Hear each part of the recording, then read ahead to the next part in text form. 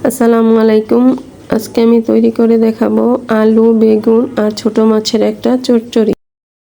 এই রান্নাটা খুবই সহজ, খুব ঝটপট এই রান্নাটা করে ফেলা যায় আর খেতেও খুব ভালো লাগে। এর জন্য প্রথমে আমি কিছু ছোট মাছ ধুয়ে ভালো করে পরিষ্কার করে নিয়েছি। এখন একটা ফ্রাই প্যানে তেল ভালো করে গরম করে তারপর মাছগুলোকে দিয়ে দিয়েছি। মাছগুলো এক পাশ হয়ে গেলে তারপর আবার উল্টে আরেকটা পাশ ভালো করে ভেজে নেব।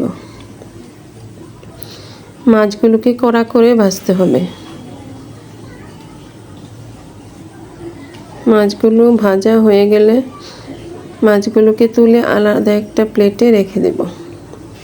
এখন ওই একই প্যানে অল্প তেল দিয়ে তার মধ্যে দিয়ে দেব ছোট করে কেটে রাখা আলু আর কিছু বেগুন। তার মধ্যে দিয়ে দেব 1 চা চামচ পরিমাণ লবণ। এখন হালকা করে ভেজে নেব। লবণ দেওয়ার কারণে বেগুন আর আলুটা খুব তাড়াতাড়ি নরম হয়ে গেছে। আলু আর বেগুনটা যখন এরকম ভাজা ভাজা হয়ে যাবে তখন এগুলোকে তুলে আলাদা করে রেখে দেব। এখন ওই একই প্যানে দিয়ে দেব পরিমাণ মতো তেল। তারপর দিয়ে দেব কিছু রসুন আর পেঁয়াজ। এর মধ্যে দিয়ে দেব হলুদ, মরিচ, ধনিয়া। সবগুলো মশলা একসাথে ভালো করে কষিয়ে নেব। মশলাগুলোকে ভালো করে কষানো হয়ে গেলে তার মধ্যে দিয়ে দেব আগে থেকে ভেজে তুলে রাখা আলু আর বেগুনগুলো। আলু আর বেগুন মশলার সাথে অনেকটা সময় ধরে ভালো করে কষিয়ে নেব। এখন দিয়ে দেব 1 টেবিল চামচ পরিমাণ লবণ।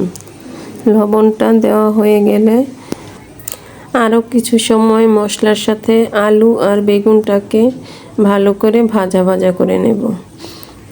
এখানে যত সময় নিয়ে আলু আর বেগুনটাকে ভাজা ভাজা করা হবে তরকারিটা খেতে ততই ভালো হবে। এখন দিয়ে দেব সামান্য পরিমাণ পানি। এই রান্নায় পানির পরিমাণ খুবই কম দিতে হবে। এখন দিয়ে দেব আগে থেকে ভেজে তুলে রাখা মাছগুলো। সবগুলো মাছ দেওয়া হয়ে গেছে। এখন ঢাকনা দিয়ে ঢেকে 5 মিনিটের মতো মাছটাকে রান্না করব। ঢাকনাটা খুলে দিয়েছি। এ পর্যায়ে দিয়ে দেব কয়েকটা কাঁচামরিচ। তারপর দিয়ে দেব পরিমাণ মতো কিছু ধনিয়া পাতা। ধনিয়া পাতা আর কাঁচামরিচ এই তরকারির মধ্যে অবশ্যই দিতে হবে। ধনিয়া পাতা না দিলে এই রান্নার আসল টেস্টটাই পাওয়া যাবে না।